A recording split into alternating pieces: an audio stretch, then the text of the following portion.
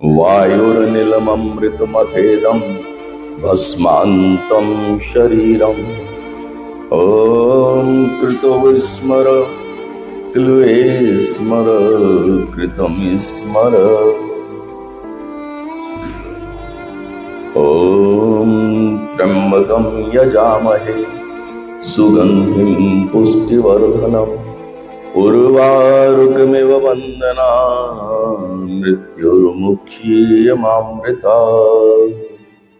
जो इस धराधाम पे आता है एक दिन जाना पड़ता है, यानी आना जाना ये आश्चर्य का विषय व्यक्ति विशेष के लिए भले ही हो जाता है। जब हम जिसके ममता और स्नेह के केंद्र में अवस्थित होते हैं, अचानक से वो चला जाता है तो हम व्यथित होते हैं, ये मानव स्वभाव है।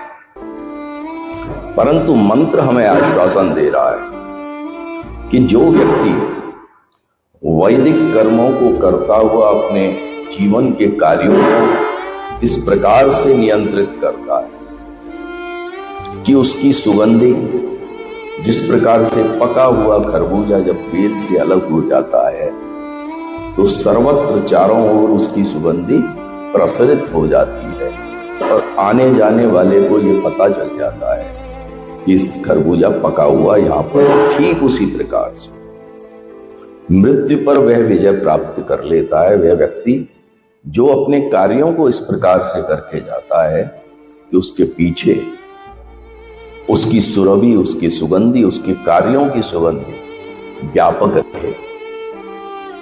आज जिन पूज्य सुरेश चंद्र जी आर्य की स्मृति में हम ये श्रद्धांजलि सभा कर रहे हैं, मेरे उनसे कुछ व्यक्तिगत संबंध भी थे। व्यक्तिगत बोले तो कि उनके पिताजी और मेरे पूज्य पिताजी दोनों ने मिलकर के मथुरा में वो काम किया कि आज भी मथुरा में अगर आर्य समाज के नाम पे अब तो किसी संस्था को जानते हैं तो वो केवल वेद मंदिर है। और बहुत सारे काम किए।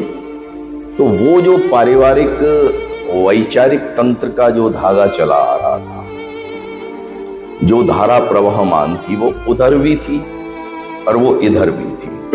अब वो क्रम बना तो मैंने पाया कि वही कर्मठ जुझारूपन और वही वैचारिक विचारधारा सिद्धांत से पगी हुई।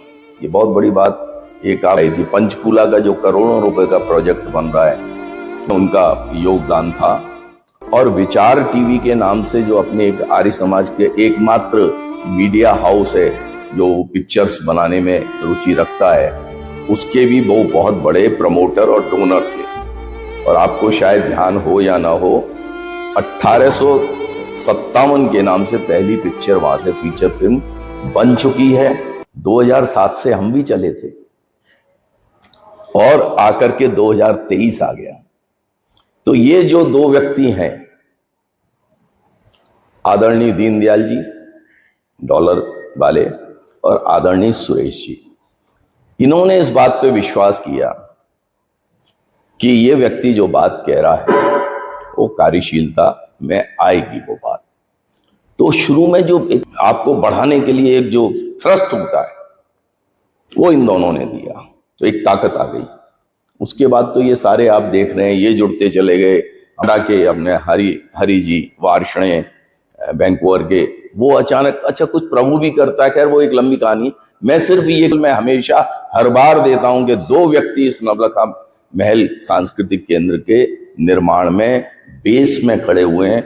वो न होते तो फिर शायद शुरू भी नहीं हो सकता। कि इसी कार्य को देख करके महाशय राजीव गुलाटी जी जो सिलिकॉन म्यूजियम बना रहे हैं, जो विश्व में अपने आप में एक कीर्तिमान होगा, nowhere in the world, अभूतपूर्व, वो जो बना रहे हैं तो वो इसको देख के ही बना रहे हैं।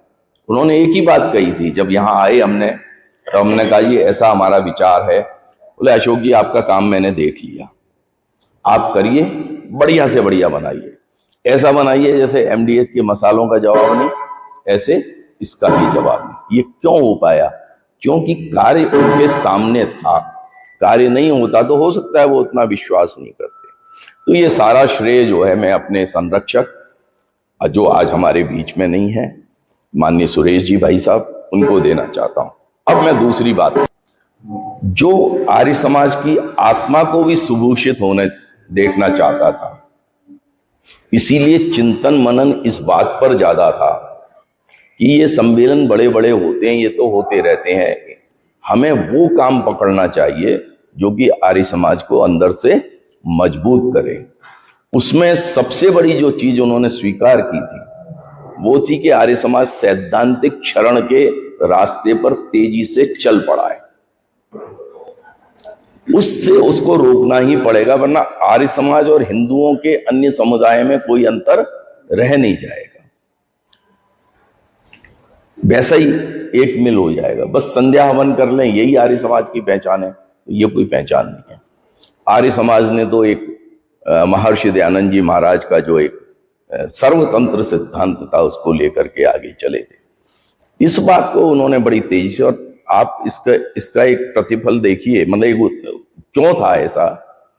उदयपुर में 3 मीटिंग सार्वदेशिक सभा की हुई, कारण केवल एक था कि चिंतन मनन के लिए ऋषि की इस कर्मस्थली से बेटर वो कोई चीज मानते नहीं थे, उन्होंने यहीं बुलाया था। और बहुत सारी चीजें तय हुई, मुझे नहीं पता अब आगे उनका क्या भविष्य होगा उन चीजों। व्यक्तिगत रूप से मैं बहुत व्यथित हूं उनके जाने पर, जाना तो होता ही है, परंतु एक चीज अच्छी रही थी कि उनके पुत्र विनीत जी के मना करने पर भी एक दिन मन नहीं माना तो मैं उनसे मिलने, और उन्होंने मुझे आईसीयू में विनीत जी ने मिलवा भी दिया।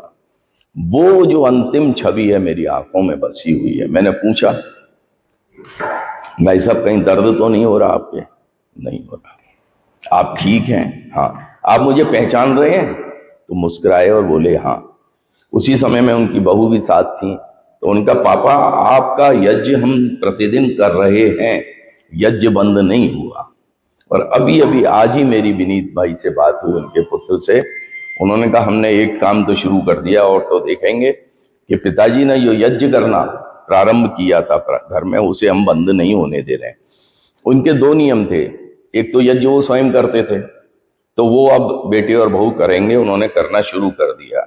एक वो 9 बजे उनके कमरे में सारे बच्चे, पोते पोती जो भी हैं, उनकी बहू हैं, सबको बुला करके प्रार्थना किया करते थे, वो भी चालू है। और रहा आर्य समाज की संस्थाओं और आर्य समाज में और पार्टिसिपेशन का, उस पर भी उनके पॉजिटिव, मेरी आज काफी बात हुई थी उनसे। तो हम ये आशा करते हैं, व्यक्ति तो जाना था, वो चले गए, परंतु उन्होंने जिस मार्ग पर चलना हमको सिखाया अलग अलग रूप में, देखिए क्या होता है, उनके बारे में भी आप 10 तरीके से राय बना सकते हो।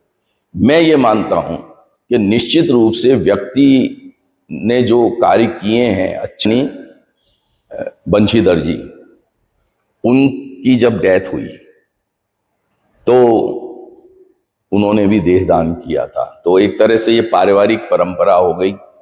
हमें पता चला कि आप भी देहदान कर रहे हैं। और एक बात बताऊं मैं, उसके बाद देहदान के बाद किन्हीं 2 नेत्रों में इनकी ज्योति से ज्योति आ गई। कितना बड़ा कार्य है कि उनके कार्यों की जो सुगंध चौओर फैल रही है, हम भी उस तरफ एक कदम बढ़ाने का प्रयास करें।